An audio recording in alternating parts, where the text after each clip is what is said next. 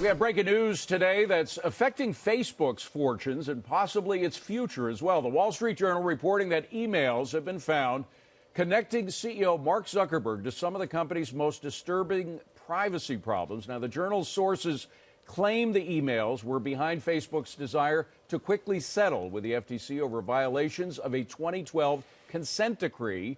But could this news actually hasten the breakup of Facebook or even the departure of Mr. Zuckerberg? Christina, you've been following this all day. What's the latest? You have a situation where the FTC asked Facebook to, one, stop sharing user data without their permission and then honor their privacy settings. So this is what this whole potential investigation could be about just over the last year or so. These emails, which are, according to Wall Street Journal sources, could start to reveal how Zuckerberg, the founder CEO himself, started speaking with app developers and talking about privacy settings, but just moving quickly and moving it along. And so there's still a lot of gray areas, according to what they're saying, but we don't know yet if Zuckerberg could be implemented in this. Could he have known about user data being shared? And so these are all unanswered questions, but we still know the FTC has been undergoing an investigation for the past year. And Facebook has said, hey, we're setting aside $5 million for a potential fine. Yeah. $5 billion, yeah. And Christina, they haven't named him. Yeah, $5 billion, right, with the B. They haven't named him as a replying or respondent yet in the claim. But I'll tell you what else is interesting. I mean, how could he not know, guys? I mean, He's the head of the company. He's a techie himself.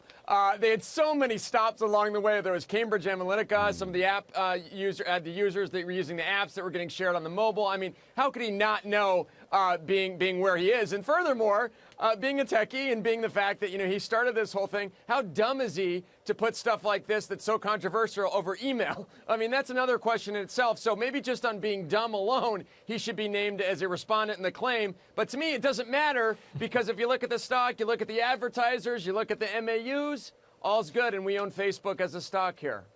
I own a few shares in Facebook as well, full disclosure. But I think what you're going to see is real pressure, David, on Zuckerberg to bring in, as a beginning, a non-executive chairman. He's chairman and CEO.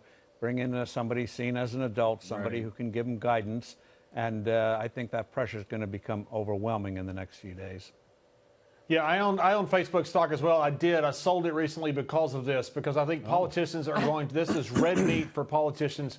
Specifically, they went after oil companies, they went after real estate companies. Politicians love going after banks, they love going after big techs. I think you're going to go after Facebook. Scott, I think you are 100% right. I think Facebook's going to be okay. You have 2.5 billion people use either Facebook or one of its apps per month. This is a great company. I just don't think the stock has a lot of upside. That's the reason I sold it, at least for now. In the immediate future, because of what Congress is going to do. You're going to miss the next $20, John, my friend. But I'll tell you what's interesting, I hope though. Not. Steve, you brought... I think you might, but Steve, I hope you do, because I'm still owning it. But Steve, you brought up something interesting. What happens if Zuckerberg does step down ahead of this? Or let's say they do remove him from that post. I mean, I think it really does hurt the company. Now, can you keep him kind of as strategically placed in the company to where there's still some leadership there? For now, he controls the company, so they can't literally force him out. But I think he would stay on as CEO.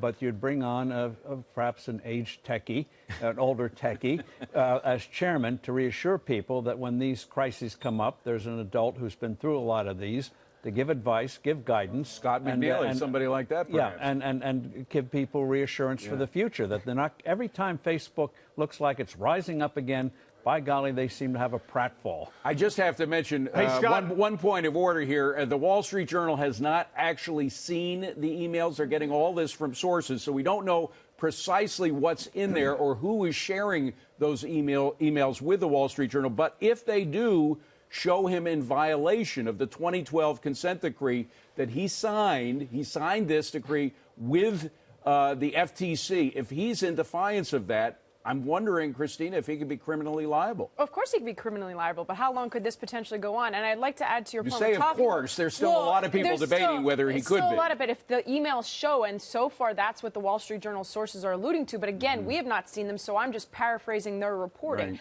What Facebook is trying to do right now is come ahead of the curve and be up front. So today they actually, just over the last little while, they launched a new program app on the Google store called Study, where they'll pay users to get their data. I don't know how much you can get paid, but if you download Study on your phone, 10 cents. It'll track where you're going, how long you're on apps, because they're trying to be ahead of the curve. They're always ahead of the curve. Hey, Scott, That's why people like Scott still own the company. Go ahead, John.